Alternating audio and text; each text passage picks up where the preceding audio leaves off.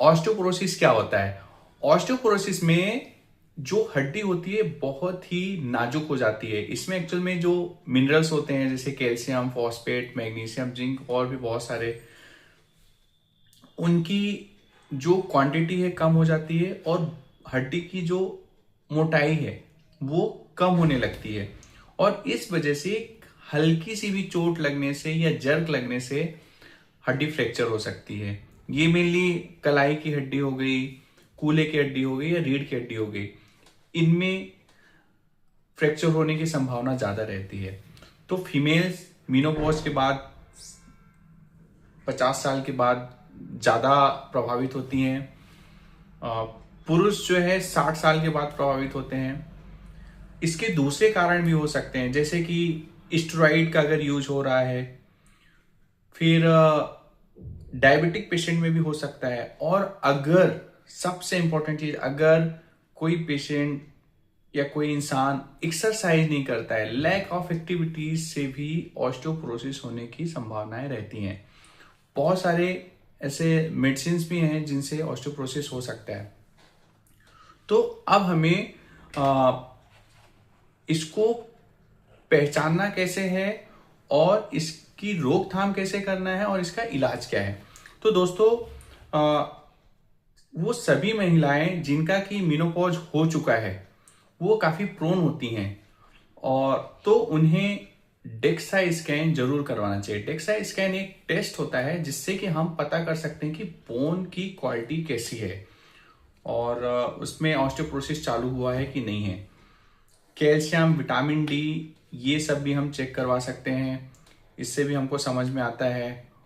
X ray से भी समझ में आता है हमको। अगर किसी को जर्क लगा है, चोट लगी है, दर्द बना हुआ है, तो ऑस्टियोपोरोटिक फ्रैक्चर को डिटेक्ट करने के लिए एक्सरे और इवन एमआरआई से और ज्यादा कंफर्मेशन होता है। और रोकथाम करने के लिए हमें हमेशा ध्यान रखना होगा कि मेनोपॉज के बाद प्रॉपर गाइडलाइन के हिसाब से डॉक्टर की सलाह से कैल्शियम और विटामिन डी सप्लीमेंट जरूर लें। धूप में बैठना है अपन को, ताकि विटामिन डी काफी अच्छे से बन सके।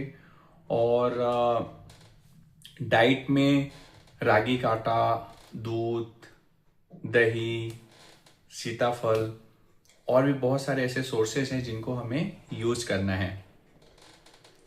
एक्सरसाइज, व्यायाम, कसरत, ये अपनी दिनचर्या में लाना है।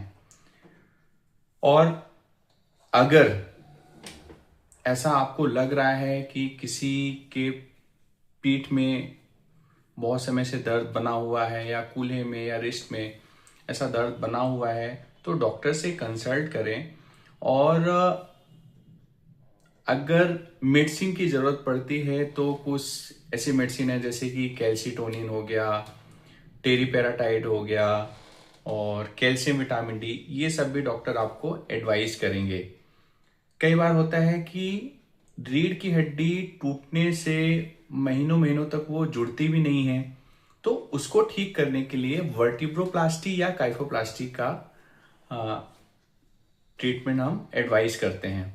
तो दोस्तों, स्पाइन की या हड्डी की किसी भी समस्या से हमें डरना नहीं है, उसके बारे में और जानकारी प्राप्त करनी है और हमें सही समय पे सही इलाज प्राप्त करना है।